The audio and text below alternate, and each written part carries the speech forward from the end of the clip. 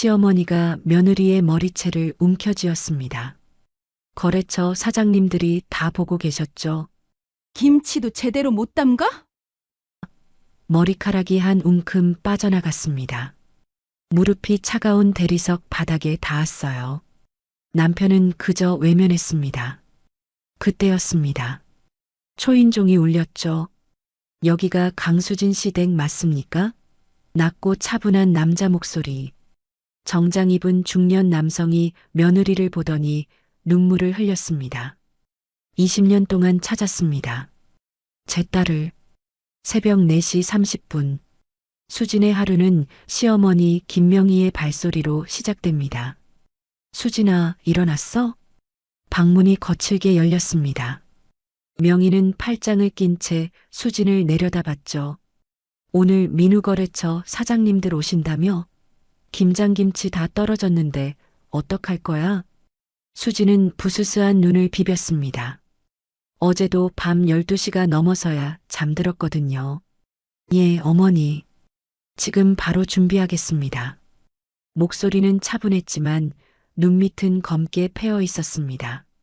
준비하겠습니다가 아니라 벌써 해놨어야지. 이 집에 시집 온 지가 벌써 3년인데 아직도 눈치가 없어? 수지는 고개를 숙였습니다. 죄송합니다. 부엌으로 향하는 수진의 발걸음은 무거웠죠. 거울을 보니 29살의 나이가 무색하게 지쳐 보였습니다. 손을 보니 손톱 밑은 때가 끼어 있고 손가락 마디마다 상처가 나 있었어요. 배추를 씻으며 수지는 한숨을 쉬었습니다. 그때 남편 민우가 출근 준비를 하며 거실로 나왔죠. 여보, 아침은? 수지는 황급히 대답했습니다. 잠깐만요. 지금 바로 차릴게요. 민우는 짜증스러운 표정으로 소파에 앉았습니다. 매일 똑같네. 제대로 하는 게 하나도 없어. 수지는 서둘러 밥상을 차렸죠. 된장찌개, 김치, 계란말이를 올려놓았습니다. 이게 뭐야? 반찬이 이것밖에 없어? 어머니가 오늘 손님 오신다고 해서 김치를 담그느라 미처 더 준비 못했어. 민우는 숟가락을 툭 놓으며 일어섰습니다. 됐어. 밖에서 먹고 갈게. 현관문이 쾅 닫혔죠. 수지는 혼자 남은 밥상을 바라보며 눈시울을 붉혔습니다. 하지만 눈물을 흘릴 시간도 없었어요. 명희가 다시 부엌으로 들어왔거든요. 수진아, 김치 다 담갔어? 마당도 쓸고 화장실도 청소해야 해. 알았지? 네, 어머니. 명희는 만족스러운 표정으로 돌아서며 중얼거렸습니다. 시골 출신이라 그런지 말은 잘 듣네. 수지는 그 말을 듣고도 아무 반응을 보이지 않았습니다. 이미 익숙해진 말이었거든요. 3년 전 수지는 고아원에서 자란 뒤 입양 가정을 전전하다 가난을 벗어나기 위해 이 집으로 시집 왔습니다. 민우는 중견기업 영업팀장이었고 집안도 괜찮아 보였죠. 하지만 결혼 후 삶은 지옥이었습니다. 명희는 수진을 며느리가 아닌 가정부처럼 대했어요. 배추를 써는 수진의 손이 떨렸습니다. 칼날에 손가락이 베었죠. 아, 피가 흘렀지만 수진은 물에 씻고 밴드를 붙인 뒤 다시 칼을 들었습니다. 오후가 되자 명희의 친구들이 집으로 찾아왔습니다. 수진은 차와 과일을 내오며 인사했죠. 어서 오세요. 명희의 친구들은 수진을 훑어보며 수군거렸습니다. 어머, 며느리 참 순하게 생겼네요. 그래도 시골 출신이라며? 그래서 말을 잘 듣나 봐요. 수진은 고개를 숙인 채 뒤로 물러났습니다. 명희는 자랑스럽게 말했죠. 네, 우리 며느리 말은 정말 잘 들어요. 손이 굵긴 해도 집안일은 잘하거든요. 수지는 방으로 돌아와 문을 닫았습니다. 서랍을 열어 작은 상자를 꺼냈죠. 안에는 낡은 팔찌 하나가 들어 있었습니다. 어릴 적부터 차고 있던 유일한 물건이었어요. 입양 가정에서도 고아원에서도 절대 빼지 않았던 팔찌였죠. 수지는 팔찌를 손에 쥐며 눈을 감았습니다. 나는 누구일까? 내 진짜 가족은 어디에 있을까? 그런 생각을 할 때마다 가슴이 아팠습니다. 밤이 되고 수지는 마당에 앉아 하늘을 올려다봤습니다. 별이 총총했죠? 수지는 어릴 적 꿈꿨던 삶을 떠올렸습니다. 대학을 졸업하고 좋은 회사에 취직해서 당당하게 사는 삶. 하지만 지금의 수지는 그 꿈과는 거리가 멀었죠. 며칠 후 수지는 설거지를 하던 중 휴대폰 벨소리를 들었습니다. 낯선 번호였죠. 여보세요? 전화기 너머로 정중한 여성의 목소리가 들렸습니다. 혹시 강수진 씨 맞으십니까? 네, 맞습니다만. 안녕하세요. 한빛그룹 인사팀입니다. 수진 씨께서 저희 회사에 지원하셨던 이력서를 검토했는데요. 면접을 한번 보시면 어떨까 해서 연락드렸습니다. 수진의 눈이 커졌습니다. 한빛그룹은 국내 5대 그룹 중 하나였죠. 수진은 결혼하기 전 대학 졸업 무렵 그곳에 이력서를 넣었었습니다. 하지만 그 후 결혼을 하게 되면서 면접 기회조차 받지 못했어요. 정말요? 제가 면접을 볼 수 있다는 말씀이신가요? 네. 수진 씨의 이력이 저희 회사와 잘 맞을 것 같아서요. 다음 주 화요일 오전 10시에 본사로 오실 수 있으실까요? 수지는 가슴이 뛰기 시작했습니다. 이것은 기회였죠. 이 답답한 삶에서 벗어날 수 있는 유일한 기회일지도 모른다는 생각이 들었습니다. 네, 가능합니다. 꼭 참석하겠습니다. 통화를 끊고 수지는 한동안 멍하니 서 있었습니다. 하지만 곧 현실로 돌아왔죠. 면접을 보러 가려면 시어머니의 허락이 필요했습니다. 수지는 긴장한 채 거실로 향했습니다. 명희는 소파에 앉아 텔레비전을 보고 있었죠. 어머니, 말씀 좀 드려도 될까요? 명희는 텔레비전에서 눈을 떼지 않은 채 대답했습니다. 뭔데? 저 다음 주 화요일에 면접이 있어서요. 오전에 잠깐 외출을 해도 될까요? 명희는 그제야 수진을 쳐다봤습니다. 면접? 무슨 면접? 한빛그룹이라는 회사에서 연락이 와서요. 예전에 제가 지원했던 곳인데 명희는 코웃음을 쳤습니다.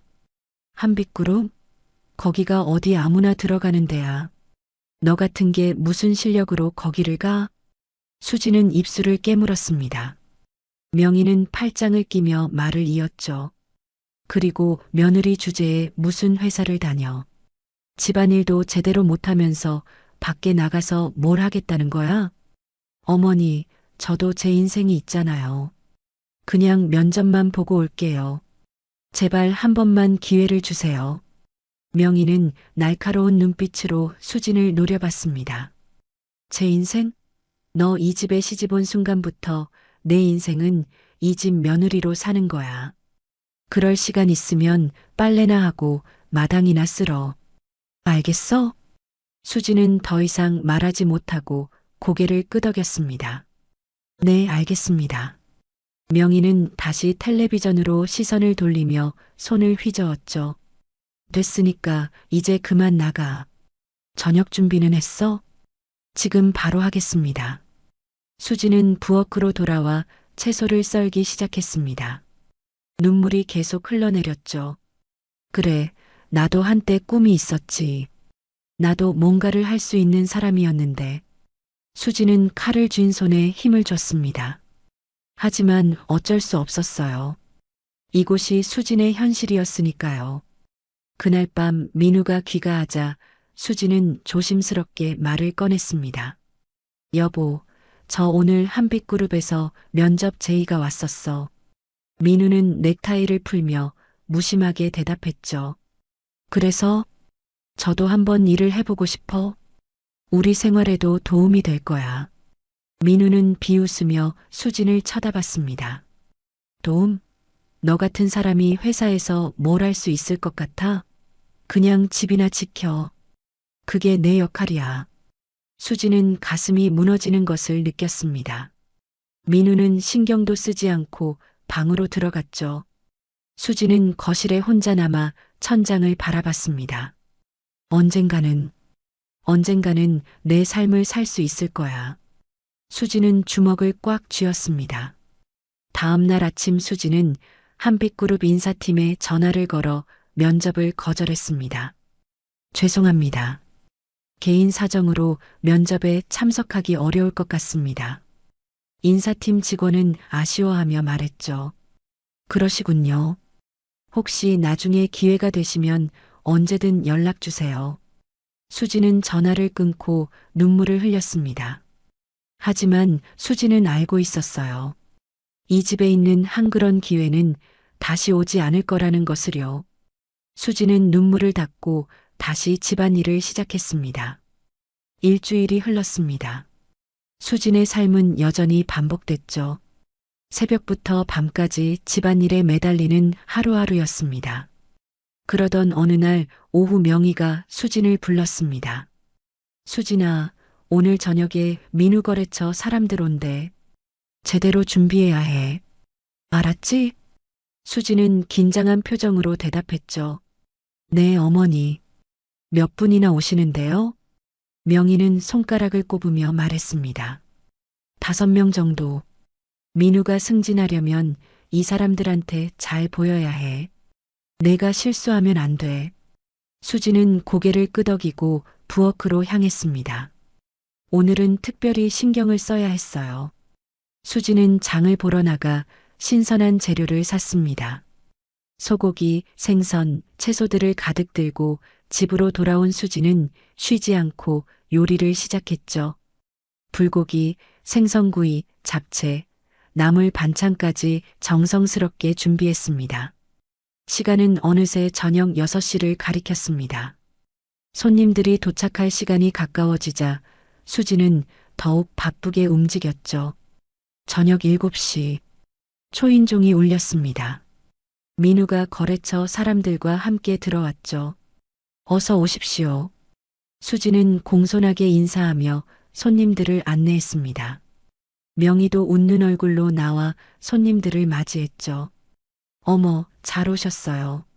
어서 들어오세요. 손님들은 거실에 앉았고 수지는 서둘러 밥상을 차리기 시작했습니다.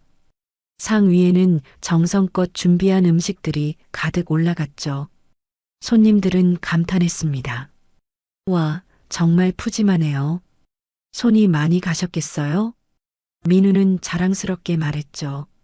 우리 집사람이 요리를 잘합니다. 수지는 조용히 미소 지으며 물러났습니다. 손님들이 식사를 시작하자 수지는 부엌에서 대기했죠. 그때 명희가 부엌으로 들어와 수진에게 속삭였습니다. 김치 좀 더 내와. 손님들이 김치를 좋아하시는 것 같아. 수지는 고개를 끄덕이고 냉장고를 열었습니다. 하지만 김치가 거의 남아있지 않았죠. 수지는 당황하며 명희에게 말했습니다. 어머니, 김치가 거의 없어요. 새로 담근 건 아직 익지 않았고. 명희의 얼굴이 굳어졌습니다. 뭐, 김치가 없다고? 너 며칠 전에 김치 담근다고 난리치더니 제대로 하지도 않았어? 아니에요. 김치는 담갔는데 아직 익지 않아서. 명희는 화를 참으며 수진의 팔을 잡았습니다. 됐어. 일단 있는 거라도 내와. 수진은 서둘러 남은 김치를 접시에 담아 거실로 나갔습니다. 하지만 손님들 앞에 내놓기에는 양이 턱없이 부족했죠. 손님 중 한 명이 김치를 보며 말했습니다. 아, 김치가 조금밖에 없네요. 민우는 민망한 표정을 지었습니다. 명희는 수진을 노려보며 억지 웃음을 지었죠. 죄송합니다. 며느리가 준비를 제대로 못했네요. 수진은 고개를 숙였습니다. 손님들은 어색한 분위기 속에서 식사를 이어갔죠. 식사가 끝나고 손님들이 담소를 나누는 동안 명희는 수진을 부엌으로 불러냈습니다. 수진은 불안한 마음으로 명희를 따라갔죠. 부엌 문이 닫히자 명희는 수진을 향해 소리쳤습니다. 너 도대체 뭐 하는 거야? 김치도 제대로 준비 못해? 수지는 변명하려 했지만 명희는 들으려 하지 않았습니다. 변명은 됐어. 너 때문에 우리 집안 망신이야. 명희의 목소리는 점점 커졌습니다. 거실에 있던 손님들도 부엌 쪽을 쳐다봤죠.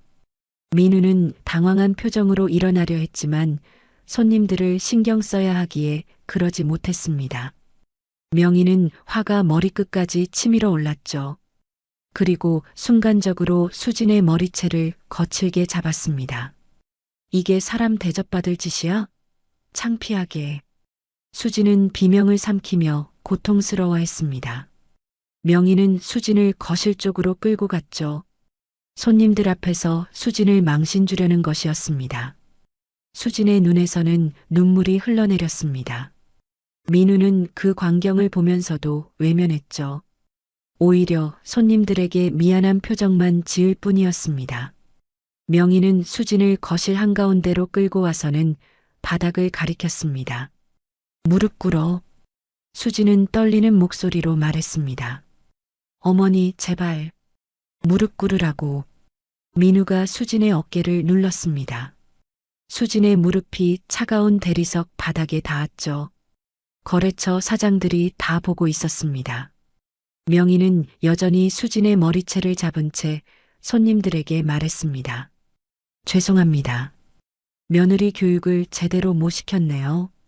손님들은 난처한 표정으로 서로를 쳐다봤습니다. 분위기는 얼어붙었죠. 수지는 고통 속에서도 아무 소리도 내지 않았습니다. 그저 눈물만 바닥에 떨어질 뿐이었죠.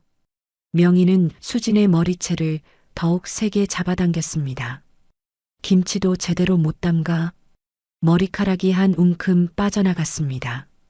수진의 몸이 좌우로 흔들렸죠. 귀에서 윙 소리가 났습니다. 시간이 멈춘 듯한 순간이었죠. 수진은 바닥을 바라보며 생각했습니다. 이게 내 인생인가? 이렇게 무릎 꿇고 살아야 하는가? 손님들은 민망한 표정으로 자리에서 일어나려 했습니다. 민우는 급하게 손님들을 만류했죠. 아, 잠깐만요. 죄송합니다. 제가 그때였습니다. 초인종이 울렸습니다. 딩동. 명희는 수진의 머리채를 놓고 현관 쪽을 쳐다봤습니다. 누구세요? 명희는 짜증 섞인 목소리로 물었죠. 응답이 없었습니다. 다시 초인종이 울렸습니다. 딩동. 명희는 투덜거리며 현관으로 향했습니다. 이 시간에 누가 와? 수지는 여전히 바닥에 무릎을 꿇은 채 고개를 숙이고 있었습니다. 명희가 현관문을 열었습니다. 그곳에는 검은 정장을 입은 중년 남성이 서 있었죠. 뒤에는 젊은 비서로 보이는 남성 둘이 함께 있었습니다. 중년 남성은 차분한 목소리로 물었습니다. 여기가 강수진 씨 댁이 맞습니까? 명희는 의아한 표정을 지었죠. 네, 맞는데요. 누구시죠? 중년 남성은 대답하지 않고 천천히 집안을 들여다봤습니다. 그리고 바닥에 무릎 꿇은 수진을 발견하는 순간 그의 얼굴이 창백해졌습니다. 중년 남성은 현관문 앞에 선 채 수진을 바라봤습니다. 그의 눈빛은 흔들리고 있었죠. 명희는 중년 남성을 위아래로 훑어보며 다시 물었습니다. 실례지만 누구시라고요? 중년 남성은 대답하지 않고 천천히 집 안으로 들어섰습니다. 뒤따라 두 명의 비서도 조심스럽게 발을 들여놓았죠. 거실에 있던 손님들은 갑작스러운 방문객에게 놀란 표정이었습니다. 민우는 일어서며 경계하는 목소리로 말했죠. 여기 우리 집인데 함부로 들어오시면 곤란합니다. 중년 남성은 민우를 한번 쳐다보고는 다시 수진에게로 시선을 옮겼습니다. 수진은 여전히 바닥에 무릎을 꿇은 채 고개를 숙이고 있었죠. 중년 남성은 떨리는 목소리로 수진의 이름을 불렀습니다. 수진아. 수진은 그 목소리에 고개를 들었습니다. 낯선 중년 남성이 자신을 바라보고 있었죠. 수지는 혼란스러운 표정으로 물었습니다.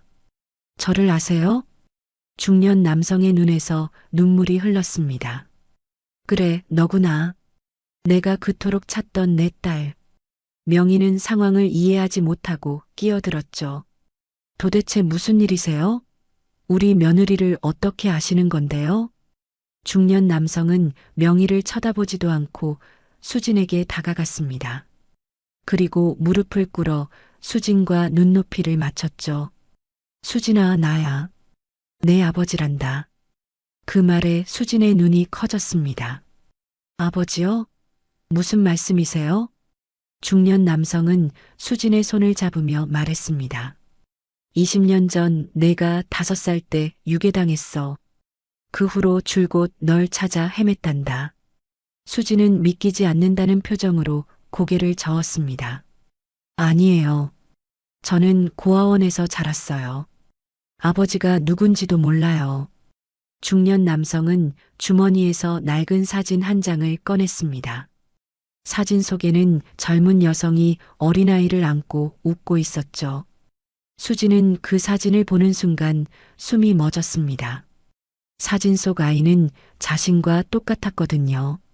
중년 남성은 떨리는 목소리로 말했습니다. 이 사진 속 아기가 바로 너야. 그리고 이 여자가 내 엄마, 내 아내였단다. 수진의 눈에서 눈물이 쏟아졌습니다. 엄마. 중년 남성은 계속 말을 이어갔죠. 20년 전 유괴범들이 널 납치했어. 우리는 경찰에 신고했지만 아무런 소식이 없었지. 내 엄마는 그 충격으로 1년 후 세상을 떠났어. 나는 그 후로 모든 것을 걸고 널 찾았단다. 뒤에 서 있던 비서 중 한 명이 앞으로 나서며 서류 봉투를 꺼냈습니다. 회장님, 유전자 검사 결과서입니다. 중년 남성은 서류를 펼쳐 수진에게 보여줬죠. 며칠 전 내가 한빛그룹에 지원할 때 제출한 서류에서 내 정보를 얻었어. 그리고 비밀리에 유전자 검사를 진행했단다. 결과는 99.9% 일치야. 너는 내 딸이 맞아. 명희는 그 말을 듣고 입이 떡 벌어졌습니다. 뭐라고요? 이게 무슨 소리예요? 민우도 믿을 수 없다는 표정으로 다가왔죠. 말도 안 돼요. 우리 마누라가 회장님 딸이라고요? 중년 남성은 그제야 명희와 민우를 쳐다봤습니다. 그의 눈빛은 차가웠죠. 저는 한빛그룹 회장 강태수입니다. 그리고 이 아이는 제 외동딸 강수진입니다. 명희의 얼굴이 새하얗게 질렸습니다. 한빛그룹은 국내 5대 그룹 중 하나였죠. 그 회장이 지금 자신의 집에 서 있는 것이었습니다. 수지는 여전히 혼란스러웠습니다. 저는 그냥 고아원에서 자란 강수진이에요. 태수는 수진의 손을 꽉 잡았습니다. 내가 5살 때 유괴당한 후 범인들은 널 멀리 떨어진 곳에 버렸어. 그곳에서 널 발견한 사람들이 고아원에 맡겼고 그 후로 내 신원은 알 수 없게 됐지. 하지만 내 팔에 있는 특별한 점을 기억하니? 수지는 자신의 왼쪽 팔뚝을 봤습니다. 태어날 때부터 있던 작은 붉은 점이 있었죠. 태수는 수진의 팔을 가리키며 말했습니다. 바로 그거야. 내가 태어났을 때부터 있던 점이지. 우리는 그걸 토끼 모양이라고 불렀어. 수지는 울음을 터뜨렸습니다. 20년 동안 알지 못했던 진실이 한순간에 밝혀진 것이었죠. 거실의 손님들은 어안이 벙벙한 표정으로 상황을 지켜봤습니다. 민우는 다급하게 태수에게 다가갔죠. 회장님, 저는 최민우라고 합니다. 수진이 남편이고요. 태수는 민우를 차갑게 쳐다봤습니다. 남편이라고요? 방금 전 당신은 무릎 꿇은 제 딸을 외면하고 있었습니다. 그게 남편이 할 행동입니까? 민우는 할 말을 잃었습니다. 태수는 명희를 향해 돌아섰죠. 그리고 당신은 제 딸의 머리채를 잡았습니다. 시어머니라는 사람이 어떻게 그럴 수 있습니까?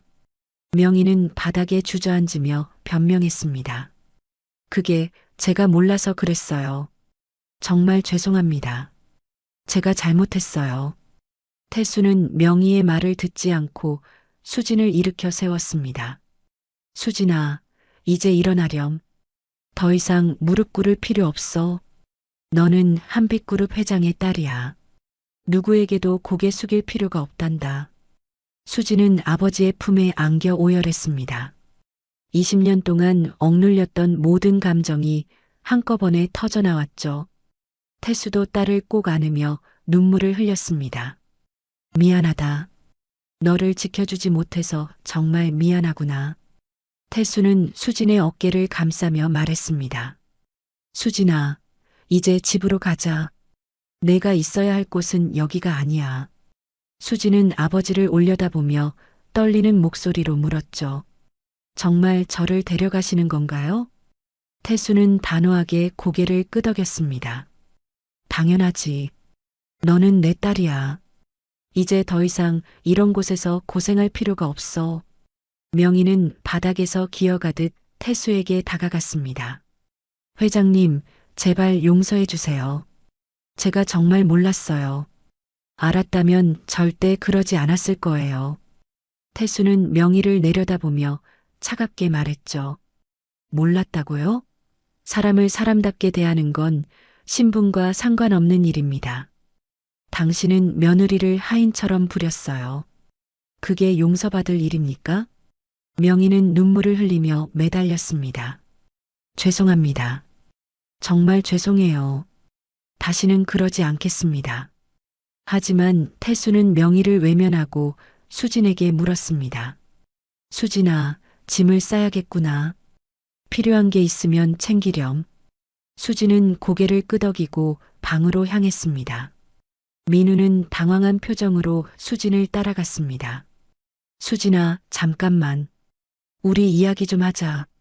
수진은 방문 앞에서 멈춰서 우를 돌아봤죠. 민우는 목소리를 낮추며 말했습니다. 야, 너 지금 진짜 가려고? 우리 결혼한 지 벌써 3년인데? 수진은 쓴웃음을 지었습니다. 3년이요? 그 3년 동안 당신은 저를 한 번이라도 아내로 대해줬나요? 민우는 말문이 막혔죠. 수진은 말을 이어갔습니다. 당신은 저를 사랑한 적이 없어요. 그냥 어머니 말 잘 듣는 며느리가 필요했을 뿐이죠. 민우는 표정이 굳어지며 본색을 드러냈습니다. 좋아. 그럼 이제 우리한테 뭐가 남는데? 너 회장 딸이면 우리한테 돈이라도 줄 거야? 수지는 민우를 차갑게 쳐다봤죠. 역시 그것밖에 생각이 없으시네요. 남은 건요, 당신들이 버린 제 인생뿐이에요. 수지는 방으로 들어가 문을 닫았습니다. 민우는 문 앞에서 주먹을 꽉 쥐었지만 아무것도 할 수 없었죠. 거실에는 태수가 서 있고 손님들도 모든 상황을 지켜보고 있었거든요. 수지는 방 안에서 짐을 쌌습니다. 옷 몇 벌과 개인 물건들을 가방에 넣었죠. 그리고 서랍을 열어 팔찌를 꺼냈습니다. 수지는 팔찌를 손에 쥐며 속삭였습니다. 드디어 아빠를 만났어. 이제 저도 제 인생을 살 수 있을 것 같아. 수진의 눈에서 눈물이 흘렀지만 이번에는 슬픔의 눈물이 아니었습니다. 해방감과 안도감이 섞인 눈물이었죠. 수진은 팔찌를 가방에 넣고 방을 나섰습니다. 거실로 나온 수진을 보고 태수가 다가왔죠. 다 챙겼니? 수진은 고개를 끄덕였습니다. 네, 아버지. 그 말을 듣는 순간 태수의 눈에서 다시 눈물이 흘렀습니다. 20년 만에 듣는 딸의 아버지라는 호칭이었죠. 태수는 수진의 손을 잡고 현관으로 향했습니다. 명희는 바닥에 주저앉은 채 울고 있었고 민우는 벽에 기댄 채 분노에 찬 표정으로 수진을 노려봤습니다. 하지만 수진은 뒤돌아보지 않았죠. 더 이상 이 집에 미련은 없었습니다. 현관문을 나서자 검은색 고급 세단이 대기하고 있었습니다. 비서가 차문을 열어줬죠. 아가씨, 타십시오. 수지는 처음 듣는 아가씨라는 호칭에 어색함을 느꼈습니다. 하지만 곧 차에 올라탔죠. 태수도 옆자리에 앉았고 비서가 운전석에 앉았습니다. 차가 출발하자 수지는 창밖을 바라봤습니다. 자신이 지난 3년간 살았던 집이 점점 멀어졌죠. 수지는 깊은 한숨을 내쉬었습니다. 태수는 수진의 손을 잡으며 말했습니다. 힘들었지? 이제 괜찮아. 내가 지켜줄게. 차 안에는 한동안 침묵이 흘렀습니다. 수지는 조심스럽게 입을 열었죠. 아버지, 궁금한 게 있어요. 태수는 수진을 바라보며 대답했습니다. 뭐든 물어봐라. 수지는 망설이다 물었죠. 저를 어떻게 찾으신 거예요? 태수는 깊은 한숨을 쉬며 이야기를 시작했습니다. 유괴 사건 후 나는 모든 것을 걸고 널 찾았어. 탐정을 고용하고 경찰과 협조했지. 하지만 아무런 단서도 없었단다. 태수는 말을 이어갔죠. 세월이 흐르면서 나는 사업에 집중했어. 내 엄마와 함께 시작했던 한빛그룹을 키우는 게 내가 할 수 있는 유일한 일이었거든. 하지만 단 하루도 너를 잊은 적이 없어. 매년 내 생일이면 혼자 촛불을 켜고 빌었단다. 내가 어디선가 건강하게 살고 있기를 말이야. 수지는 눈물을 흘리며 들었습니다. 그럼 어떻게 저를 찾으셨어요? 태수는 미소를 지었죠. 내가 한빛그룹에 이력서를 냈을 때 인사팀에서 내 정보를 보고했어. 강수진이라는 이름, 그리고 내 나이와 출생지를 확인했지. 고아원 출신이라는 것도 알게 됐고, 혹시나 싶어서 조사를 시작했단다. 태수는 계속 말을 이어갔습니다. 조사 결과 내가 20년 전 한 고아원에 맡겨졌다는 기록을 찾았어. 시기가 정확히 유괴 사건 직후였지. 그래서 유전자 검사를 진행했고 결과는 일치했단다. 그래서 오늘 직접 찾아간 거야. 수지는 아버지의 손을 꽉 잡았습니다. 아버지, 감사합니다. 저를 찾아주셔서 정말 감사해요. 차는 서울 시내로 진입했습니다. 고층 빌딩들이 즐비한 거리를 지나 한 고급 주택가에 도착했죠. 넓은 정원이 있는 저택 앞에서 차가 멈췄습니다. 수지는 창밖을 보며 놀랐습니다. 여기가? 태수는 대답했죠. 우리 집이야. 이제 내 집이기도 하고. 수지는 믿기지 않는다는 표정으로 집을 바라봤습니다. 비서가 차문을 열어줬고 수지는 천천히 내렸죠.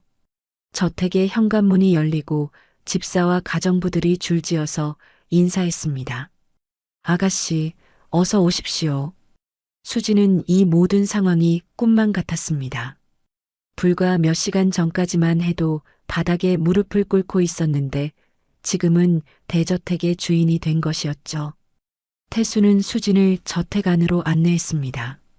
넓은 거실, 화려한 샹들리에 고급스러운 가구들이 수진을 맞이했죠. 내 방은 2층이야. 올라가서 쉬렴. 수진은 계단을 올라갔습니다. 복도를 따라 걷다 한 방 앞에 멈췄죠. 문을 열자 넓은 방이 나타났습니다. 부드러운 침대, 큰 옷장, 그리고 발코니까지 있었습니다. 수지는 침대에 앉아 주변을 둘러봤습니다. 이 모든 것이 자신에게 주어진 현실이라는 게 믿기지 않았죠. 수지는 가방에서 팔찌를 꺼내 손에 쥐었습니다. 드디어 집으로 돌아왔어. 드디어. 수지는 침대에 누워 천장을 바라봤습니다. 눈물이 흘렀지만 이번에는 기쁨의 눈물이었죠. 며칠이 흘렀습니다. 수지는 아버지의 집에서 새로운 생활을 시작했죠. 처음에는 모든 게 낯설고 어색했습니다. 넓은 방, 부드러운 침대, 정성스럽게 차려진 식사까지. 수지는 이 모든 것이 자신에게 주어진 현실이라는 게 믿기지 않았죠. 아침마다 눈을 뜰 때면 여전히 명희의 고함 소리가 들릴 것 같아 깜짝 놀라곤 했습니다. 하지만 들리는 건 새소리와 정원을 가꾸는 정원사의 발소리뿐이었죠. 태수는 수진에게 시간을 주려 했습니다. 천천히 적응하렴. 급할 것 없어. 하지만 수진은 가만히 있을 수 없었죠. 너무 오랜 시간 억눌려 살았기에 이제는 무언가를 하고 싶었습니다. 어느 날 아침 수진은 아버지에게 말했습니다. 아버지, 저 회사 일을 배우고 싶어요. 태수는 놀란 표정으로 수진을 바라봤죠. 수진아, 아직 쉬어야 하지 않겠니? 너무 서두를 필요 없어. 수진은 고개를 저었습니다. 아니에요. 저는 이제 제 인생을 살고 싶어요. 제대로 된 제 인생을요.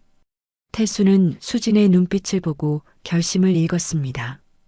그 눈빛에는 강한 의지가 담겨 있었죠. 태수는 미소 지으며 고개를 끄덕였습니다. 알겠다. 그럼 내일부터 회사에 나오렴.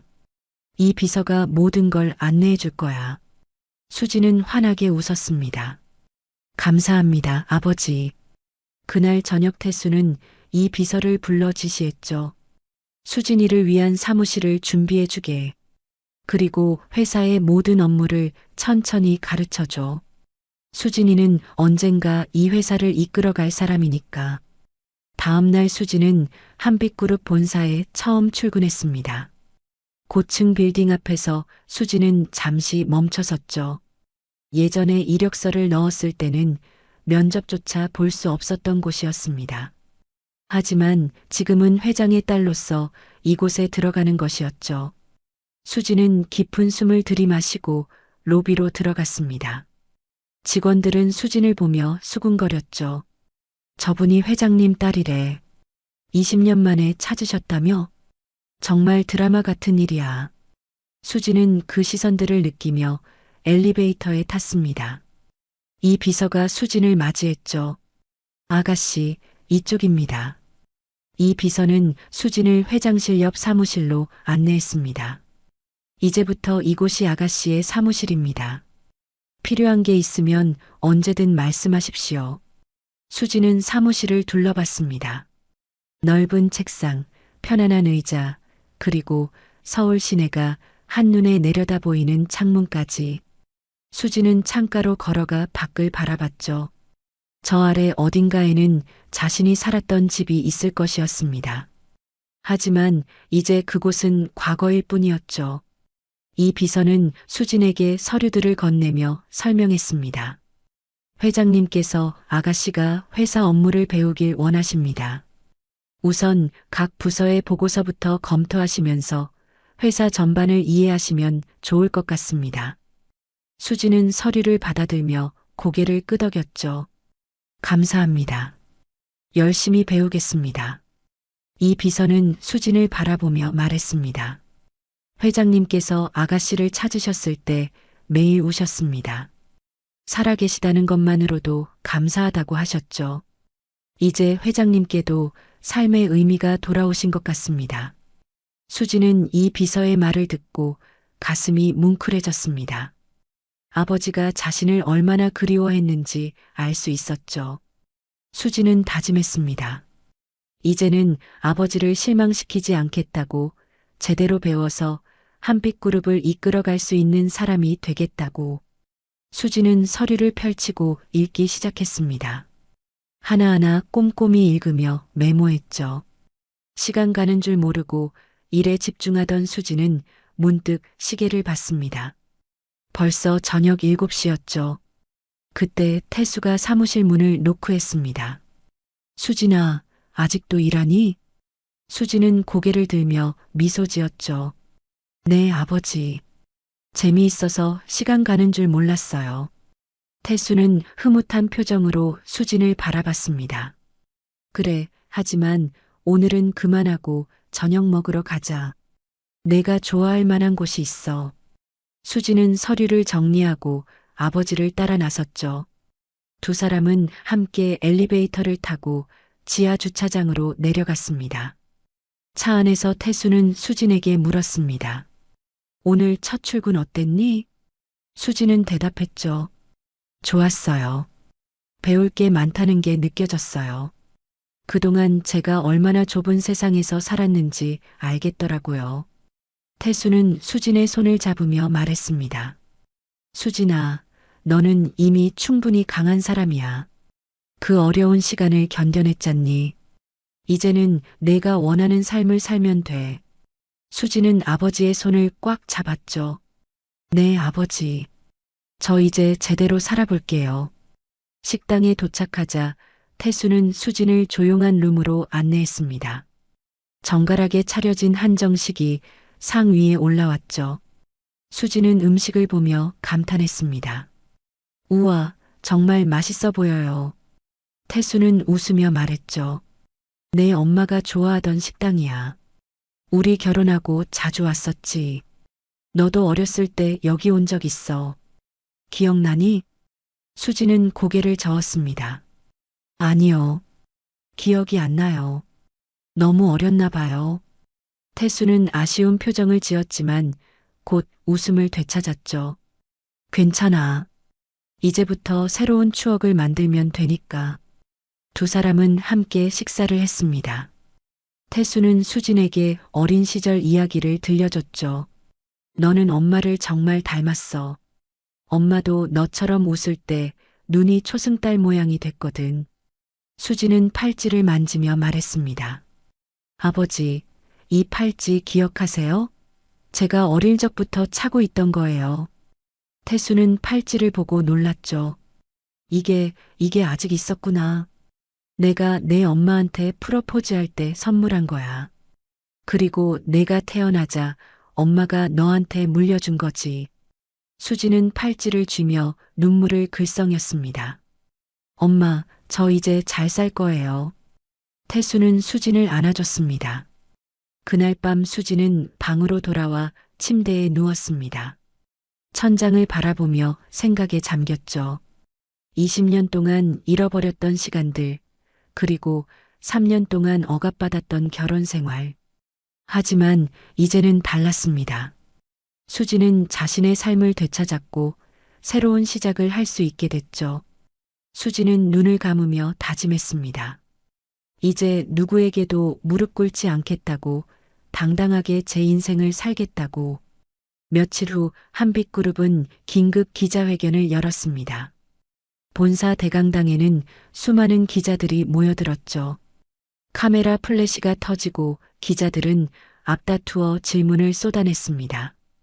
태수와 수진이 단상에 오르자 강당은 순식간에 조용해졌죠. 태수는 마이크를 잡고 말했습니다. 오늘 여러분께 기쁜 소식을 전하려고 합니다.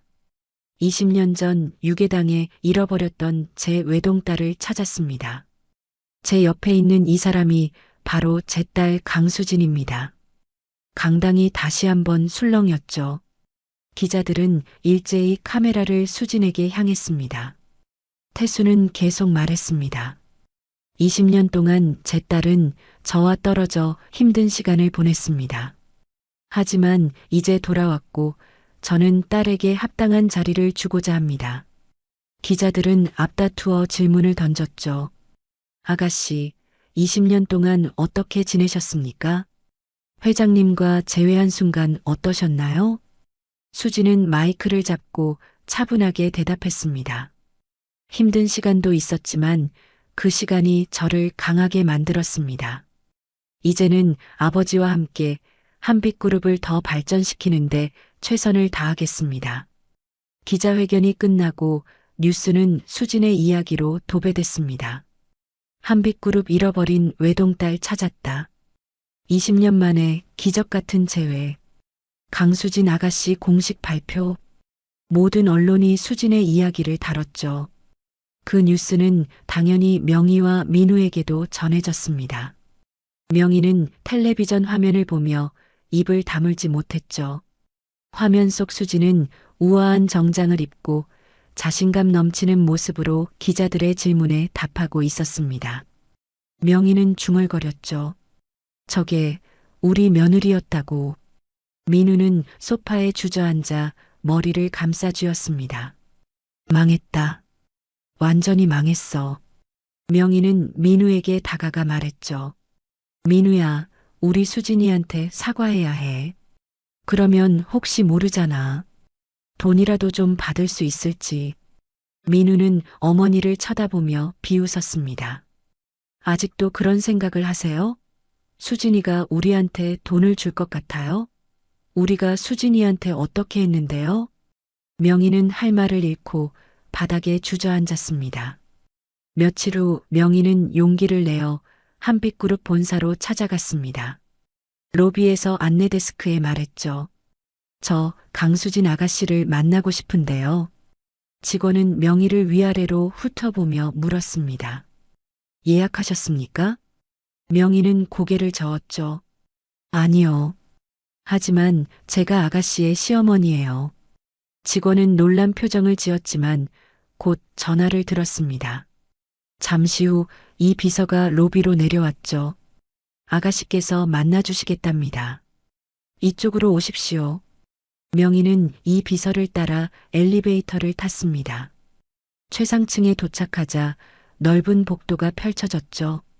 이 비서는 명희를 수진의 사무실 앞으로 안내했습니다. 들어가십시오.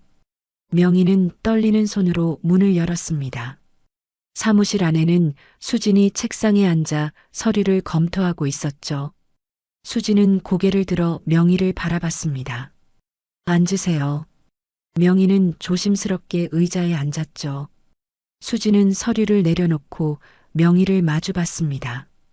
명희는 떨리는 목소리로 말했습니다. 수진아, 아니 아가씨. 그동안 정말 미안했어요. 제가 몰라서 그랬어요. 알았다면 절대 그렇게 하지 않았을 거예요. 수지는 명희의 말을 조용히 들었죠. 명희는 무릎을 꿇으며 애원했습니다. 제발 용서해다오. 우리 민우도 정말 반성하고 있어. 다시 한 번만 기회를 줘. 수지는 의자에서 일어나 창가로 걸어갔습니다. 그리고 밖을 바라보며 말했죠. 어머니, 저는 며느리였을 때 사람 취급도 못 받았어요. 수지는 명희를 돌아보며 말을 이었습니다. 머리채를 잡히고 욕을 들으며 하인처럼 일했죠. 제가 꿈이 있다고 말하면 비웃으셨고, 제가 힘들다고 말하면 무시하셨어요. 그게 어머니가 저한테 한 일이에요. 명희는 눈물을 흘리며 고개를 숙였습니다.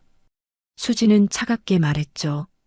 하지만 이제 저는 회장님의 딸로서 사람답게 살고 싶어요. 용서는 하겠어요. 하지만 다시는 제 인생에 발 들이지 마세요. 명희는 더 이상 할 말이 없었습니다. 수지는 이 비서를 불렀죠. 이 비서님, 손님을 안내해 주세요. 명희는 비틀거리며 일어나 사무실을 나섰습니다. 복도를 걸으며 명희는 눈물을 흘렸죠. 후회가 밀려왔습니다. 만약 수진을 잘 대했다면, 만약 며느리를 사람답게 대했다면. 하지만 이제 모든 것이 늦었습니다. 엘리베이터 문이 닫히고 명희는 혼자 남았죠. 한편 수진은 창가에 서서 명희가 빌딩을 나가는 모습을 바라봤습니다. 가슴 한쪽이 답답했지만 수진은 자신의 결정이 옳다는 것을 알고 있었죠. 용서는 했지만 다시 그 관계로 돌아갈 수는 없었습니다. 수진은 책상으로 돌아와 다시 서류를 펼쳤습니다. 과거는 과거일 뿐, 이제는 앞을 보고 나아가야 했죠. 그날 저녁 태수는 수진에게 물었습니다. 오늘 내 시어머니가 다녀갔다며? 수진은 고개를 끄덕였죠. 네, 아버지. 태수는 수진의 손을 잡으며 말했습니다. 힘들었겠구나. 만나고 싶지 않았을 텐데. 수진은 미소 지었습니다. 괜찮아요, 아버지. 마지막으로 정리할 필요가 있었어요. 이제 정말 끝이에요. 태수는 딸을 안아줬죠. 잘했어. 내가 정말 자랑스럽다. 한 달이 흘렀습니다. 수지는 한빛그룹에서 빠르게 적응하며 실력을 인정받았죠. 매일 새벽부터 밤까지 일하며 회사의 모든 업무를 배웠습니다. 직원들은 처음에는 회장의 딸이라는 이유만으로 특혜를 받는다고 생각했습니다. 하지만 수진의 열정과 노력을 보며 생각이 바뀌었죠. 수지는 누구보다 먼저 출근하고 늦게 퇴근했습니다. 그리고 모든 직원들에게 공손하게 대하며 배우려는 자세를 보였죠. 어느 날 오전 태수는 임원 회의를 소집했습니다. 회의실에는 한빛그룹의 모든 임원들이 모여 있었죠. 태수는 단상에 올라 발표했습니다.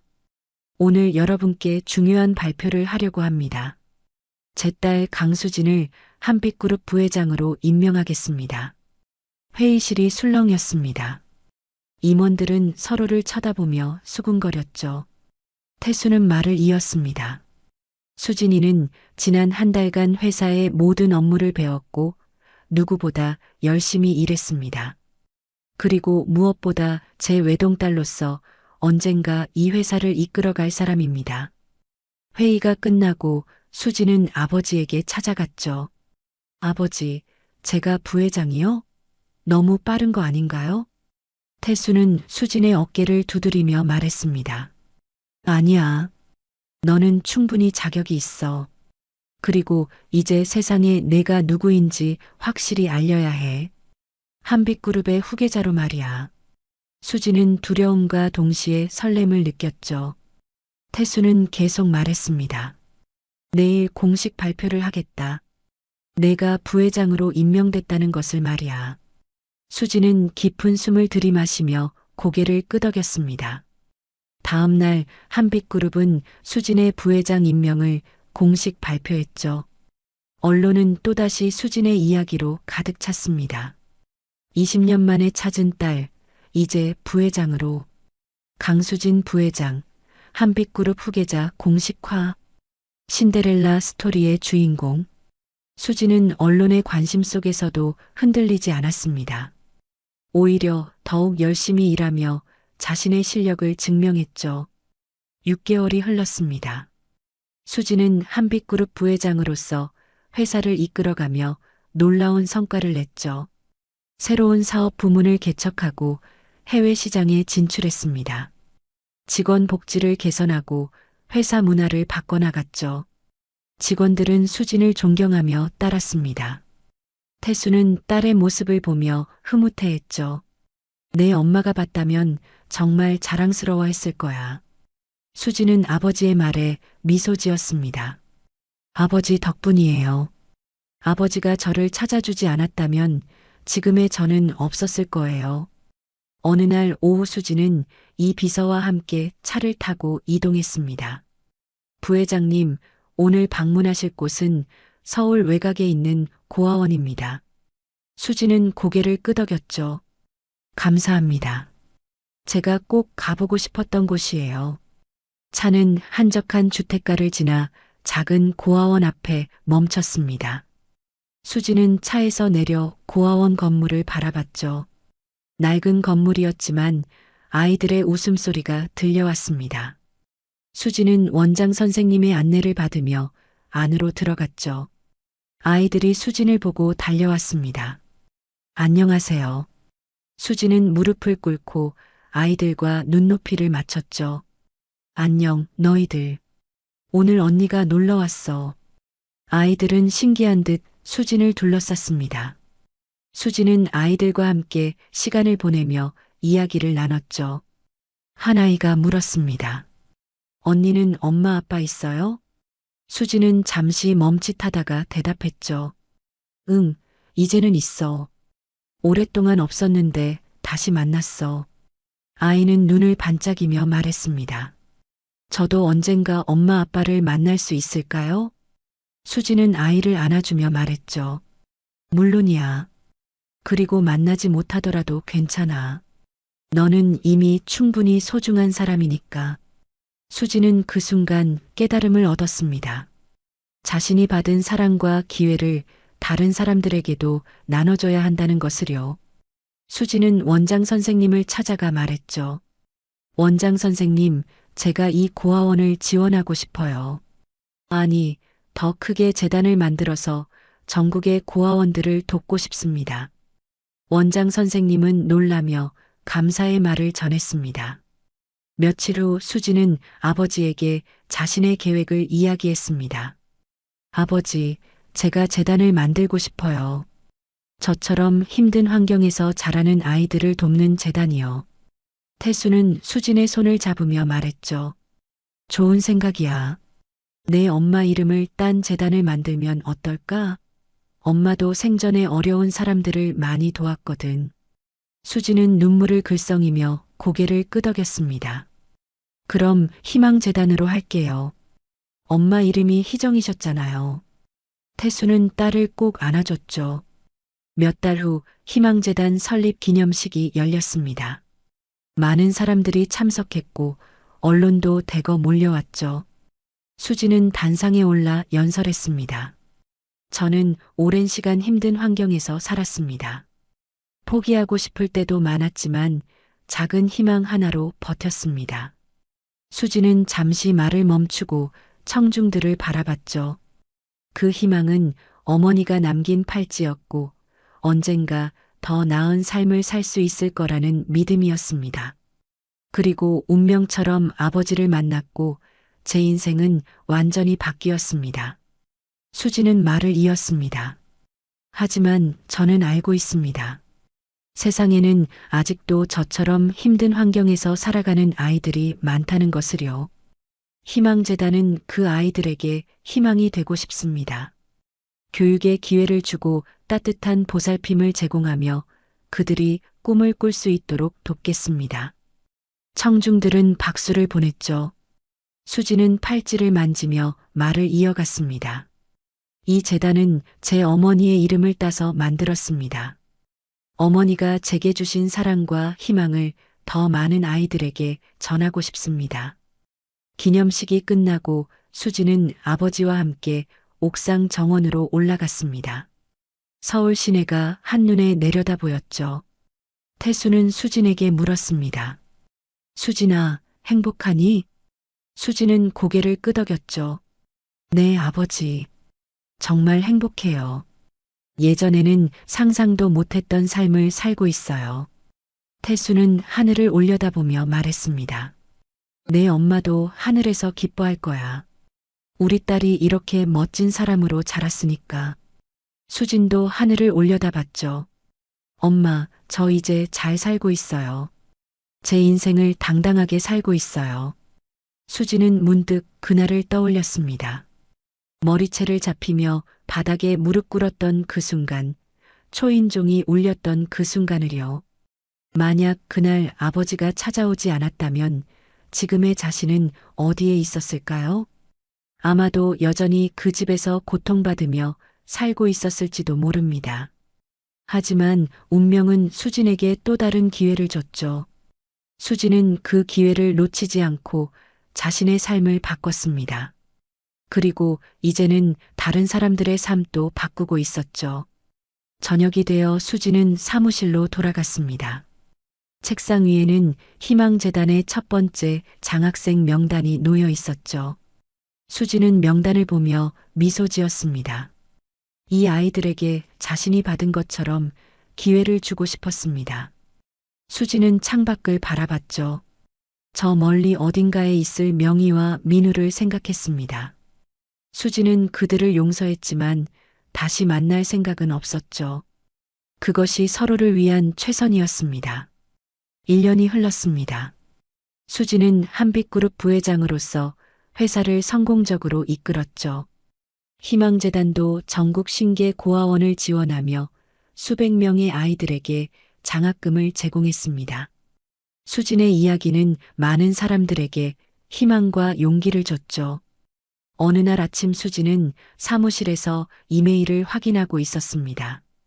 그중 한 통의 이메일이 수진의 시선을 끌었죠. 발신자는 민우였습니다. 수진은 잠시 망설이다 이메일을 열었습니다. 수진에게 오랜만이다. 잘 지내고 있는지 궁금하다. 나는 어머니와 함께 시골로 내려갔다. 서울에서의 삶을 정리하고 새로 시작하려고 한다. 너한테 정말 미안하다. 내가 힘들 때 외면했고 너를 사람답게 대하지 않았다. 용서를 구하려는 게 아니다. 그냥 미안하다는 말을 하고 싶었다. 너의 앞날에 행복만 가득하길 바란다. 민우. 수지는 이메일을 읽고 잠시 생각에 잠겼습니다. 화가 나지는 않았죠. 오히려 담담했습니다. 수지는 답장을 쓰기 시작했습니다. 민우 씨에게 이메일 잘 받았습니다. 새로운 시작을 하신다니 다행입니다. 저도 용서했습니다. 과거에 얽매이지 않고 앞으로 나아가는 것이 서로에게 좋을 것 같습니다. 건강하세요. 수진. 이메일을 보내고 수지는 창밖을 바라봤습니다. 이제 정말 모든 것이 끝났습니다. 과거는 과거로 남고 수지는 완전히 새로운 인생을 살고 있었죠. 며칠 후 수지는 희망재단 주최로 열린 장학금 수여식에 참석했습니다. 무대 위에는 장학생들이 줄지어 서 있었죠.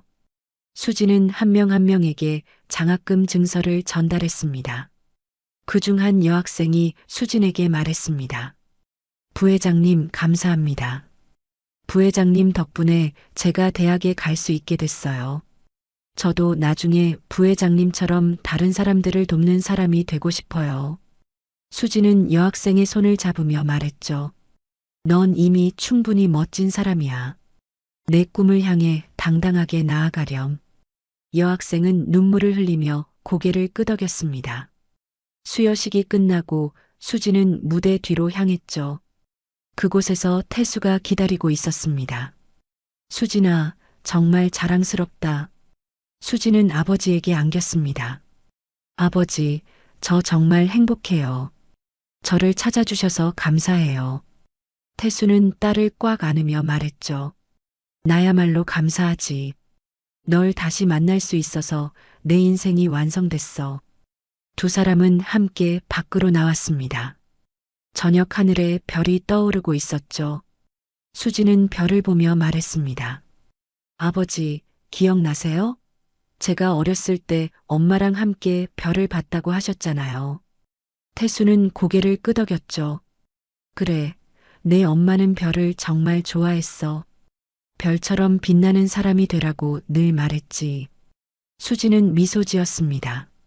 저 이제 빛나는 사람이 됐을까요? 태수는 딸을 바라보며 말했죠. 이미 빛나고 있어. 넌 나뿐만 아니라 수많은 사람들에게 희망의 빛이 되고 있단다. 수지는 하늘을 올려다봤습니다. 엄마, 보고 계세요? 저 이제 엄마가 바라던 사람이 됐어요. 별처럼 빛나는 사람이요. 그날 밤 수지는 집으로 돌아와 침대에 누웠습니다.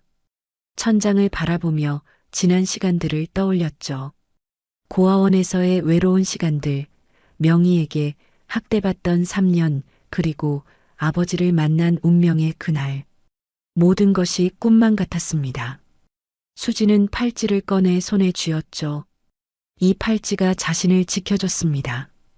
어머니가 남긴 유일한 흔적이자 희망의 상징이었습니다. 수지는 팔찌를 차고 눈을 감았습니다. 내일은 또 새로운 하루가 시작될 것이었죠. 희망을 전하는 하루, 사랑을 나누는 하루가요. 수지는 잠들기 전 마지막으로 생각했습니다. 그날 초인종 소리와 함께 자신의 인생이 다시 울렸다고. 그리고 이제는 자신이 다른 사람들의 인생에 초인종을 울려주는 사람이 되었다고.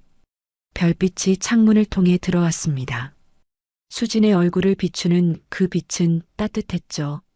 수진은 미소 지으며 잠에 빠져들었습니다. 몇 년 후, 수진은 한빛그룹 회장이 되었습니다. 태수는 건강상의 이유로 은퇴했고 수진이 그 자리를 물려받았죠. 수진은 회사를 더욱 발전시켰고 희망재단도 전국적으로 확대했습니다. 수진의 이야기는 책으로 출판됐고 많은 사람들에게 읽혔습니다. 그 책의 제목은 초인종이 울리던 날이었죠. 수진은 자신의 이야기를 통해 세상에 메시지를 전했습니다. 어떤 상황에서도 희망을 잃지 말라고, 언젠가는 기회가 온다고, 그리고 그 기회를 놓치지 말라고. 어느 날 수진은 아버지의 묘지를 찾았습니다. 태수는 1년 전 세상을 떠났죠. 수진은 묘비 앞에 무릎을 꿇고 꽃을 놓았습니다. 아버지, 저 잘 살고 있어요. 아버지가 물려주신 회사도 잘 운영하고 있고요. 희망재단도 이제 전국 200개 고아원을 지원하고 있어요. 모두 아버지 덕분이에요. 저를 찾아주셔서, 저를 사랑해주셔서 감사해요. 수지는 눈물을 흘리며 일어섰습니다. 그리고 옆에 있는 어머니의 묘지로 향했죠. 엄마, 저예요. 수진이요. 저 이제 정말 행복해요. 엄마가 남겨주신 팔찌 덕분에 아빠를 만날 수 있었어요. 그리고 제 인생을 되찾았어요. 엄마, 보고 싶어요. 바람이 불어왔습니다. 마치 어머니가 대답하는 것 같았죠. 수지는 미소 지으며 묘지를 떠났습니다. 차를 타고 돌아가는 길에 수지는 창밖을 바라봤습니다. 거리에는 사람들이 바쁘게 오가고 있었죠. 각자의 삶을 살아가는 사람들이었습니다. 수지는 그들을 보며 생각했습니다. 누구나 힘든 시간이 있지만 포기하지 않으면 언젠가는 빛을 볼 수 있다고. 회사에 도착한 수지는 사무실로 올라갔습니다. 책상 위에는 새로운 프로젝트 기획서가 놓여 있었죠. 희망재단의 해외 지원 사업이었습니다. 수지는 기획서를 펼쳐 읽기 시작했습니다. 그때 비서가 들어왔습니다. 회장님, 오늘 오후에 장학생들과의 간담회가 예정되어 있습니다. 수지는 고개를 끄덕였죠. 알겠습니다. 준비해 주세요. 오후가 되어 수지는 회의실로 향했습니다. 장학생들이 이미 자리에 앉아 있었죠. 수지는 그들을 보며 미소 지었습니다. 안녕하세요, 여러분. 만나서 반갑습니다. 장학생들은 일제히 일어나 인사했습니다. 회장님, 안녕하세요. 수지는 그들과 함께 앉았죠. 오늘은 여러분의 이야기를 듣고 싶어요. 어떻게 지내고 있는지, 꿈은 무엇인지 말해주세요. 한 학생이 손을 들었습니다. 회장님, 저는 의사가 되고 싶어요. 아픈 사람들을 돕고 싶거든요. 수지는 고개를 끄덕였습니다. 멋진 꿈이네요. 꼭 이루길 바랍니다. 또 다른 학생이 말했죠. 저는 교사가 되고 싶어요. 저처럼 어려운 환경에 있는 아이들을 가르치고 싶어요. 수지는 학생의 손을 잡았습니다. 그 꿈 정말 아름다워요. 여러분은 이미 훌륭한 사람들이에요. 간담회가 끝나고 한 학생이 수진에게 다가왔습니다. 회장님, 저 질문 하나 해도 될까요? 수진은 미소 지었죠. 물론이에요. 무엇이든 물어보세요. 학생은 조심스럽게 물었습니다. 회장님도 힘든 시간이 있으셨다고 들었어요. 그때 어떻게 견디셨어요? 수지는 학생의 눈을 바라보며 대답했습니다. 희망을 잃지 않았어요. 아무리 어두운 밤도 끝이 있고 언젠가는 해가 뜬다는 걸 믿었죠.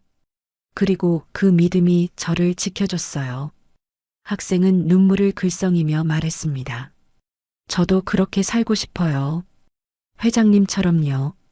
수지는 학생을 안아줬죠. 넌 이미 그렇게 살고 있어. 포기하지 않고 여기까지 왔잖아. 계속 그렇게 나아가면 돼. 저녁이 되어 수지는 집으로 돌아왔습니다. 넓은 거실에는 아버지의 사진이 걸려 있었죠. 수지는 사진 앞에 서서 말했습니다. 아버지, 오늘도 잘 보냈어요. 장학생들 정말 밝고 예쁘더라고요. 아버지가 보셨으면 좋았을 텐데. 수지는 소파에 앉아 차를 마셨습니다. 창밖으로 서울의 야경이 보였죠. 수지는 그 풍경을 바라보며 생각했습니다. 몇 년 전 자신은 바닥에 무릎 꿇고 있었습니다. 머리채를 잡히고 모욕당하며 살았죠. 하지만 지금은 달랐습니다. 수지는 한빛그룹의 회장이었고 수많은 사람들에게 희망을 주는 사람이었습니다. 모든 것이 그날 울린 초인종 소리에서 시작됐죠. 수지는 팔찌를 만지며 속삭였습니다. 그날 초인종이 울리지 않았다면 저는 어떻게 됐을까요?